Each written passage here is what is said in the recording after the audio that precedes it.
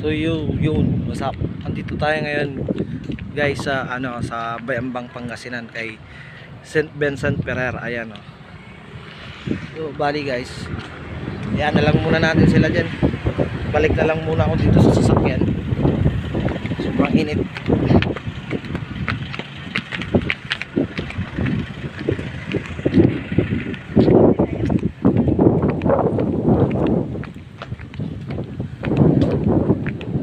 So ayun guys, ito yung ating sasakyan.